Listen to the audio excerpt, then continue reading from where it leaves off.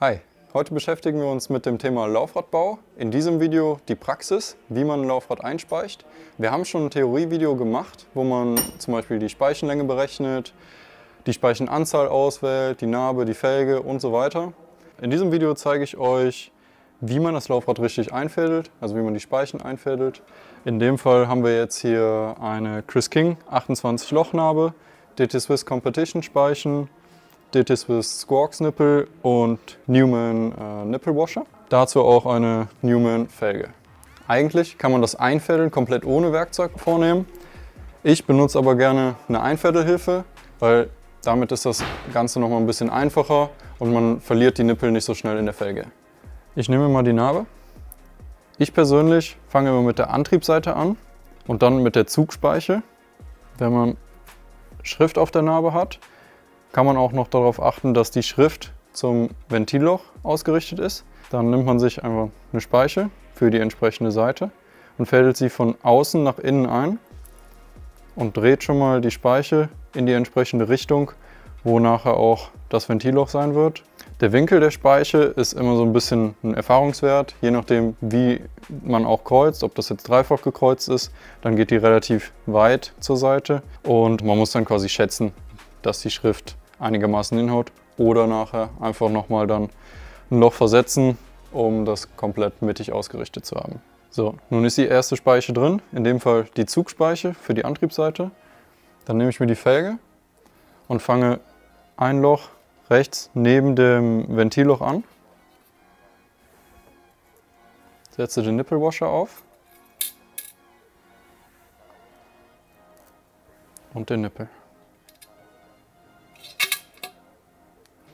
So, jetzt kommt die nächste Speiche, das zweite Loch neben die schon vorhandene Speiche und an der Felge dann entsprechend 4 Löcher weiter.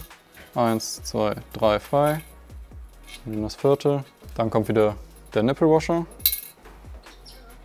und der Nippel. Im selben Prinzip wird weitergemacht. Die Speiche kommt wieder 2 Löcher weiter in den Narbenflansch und 4 Löcher weiter in die Felge. Das macht ihr so lange, bis ihr rum seid. Am einfachsten ist es, das Laufrad jetzt einfach auf den Tisch zu legen oder auf den Schoß, dann ist das Einfädeln etwas leichter.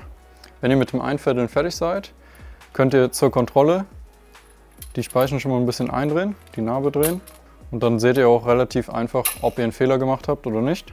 Ich würde dann jetzt weitermachen, die Antriebsseite komplett fertig machen mit den Gegenspeichen. Manche machen jetzt erstmal auf der Bremsenseite die innenliegenden Speichen, damit es nachher ein bisschen leichter zum Einfädeln ist. Aber ich persönlich mache erstmal eine Seite komplett fertig. Dann nehme ich mir wieder eine Speiche, fädel sie irgendwo ein. Ist eigentlich egal, welches Loch man dann nimmt.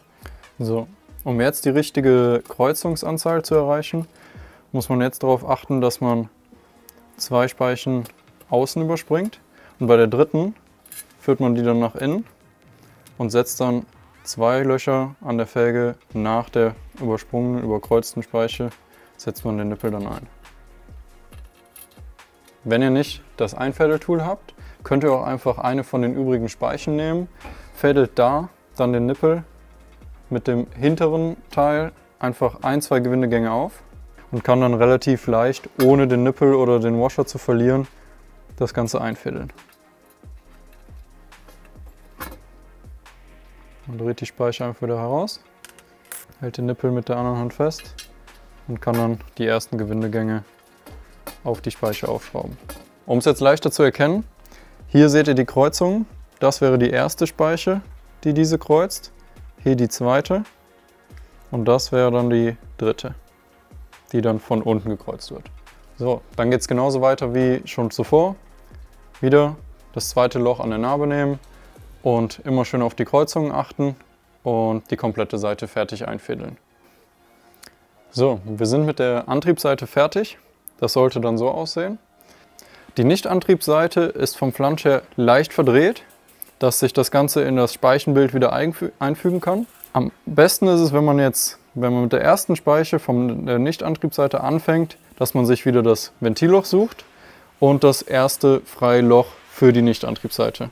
Und dann peilen wir einfach die Speiche neben diesem Loch an, gehen die nach bis zu dem Speichenkopf. Gegenüberliegend ist nicht direkt ein Loch erkennbar, sondern eher zwei.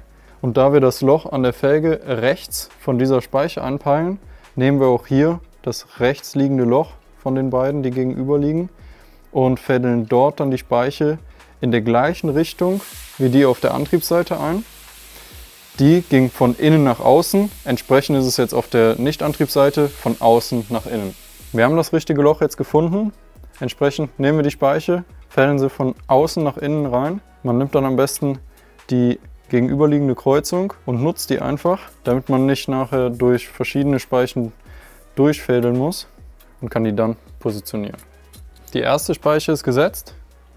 Entsprechend wie auf der anderen Seite macht man jetzt weiter mit den Speichen, jedes zweite und auf der Felge jedes vierte Loch, und dann machen wir mit der entgegenlaufenden Speiche weiter.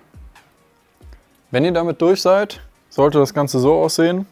Jetzt kommt der letzte Schritt, die entgegenliegenden Speichen in der Nicht-Antriebsseite, eigentlich wie auf der Antriebsseite, wieder einfach durchfädeln, auf die Kreuzungen achten, und man kann jetzt ja an den Löchern auch nicht mehr viel falsch machen, denn es sind jetzt nur noch die da für die restlichen Speichen. Hier in dem Fall von innen nach außen die Speiche wieder durchführen. Und dann einfach wieder auf die Kreuzung achten. Erste Speiche, die gekreuzt wird, zweite Speiche, und die dritte wird Untergang in dem Fall. Und dann sieht man auch direkt das letzte freie Loch. Da fädeln wir dann wieder den Nippel ein. Und machen das mit den anderen Speichen genauso. So, ich habe die letzten Speichen jetzt eingefädelt. Das sollte dann so entsprechend aussehen. Zur Vorbereitung zum Zentrieren habe ich die Nippel schon bis auf den letzten Gewindegang geschraubt. Das Zentrieren wird aber ein separates Video. Falls ihr also noch Fragen habt zum Einspeichen und Einfädeln, gerne einfach Fragen in die Kommentare, und wir sehen uns dann im Video zum Zentrieren.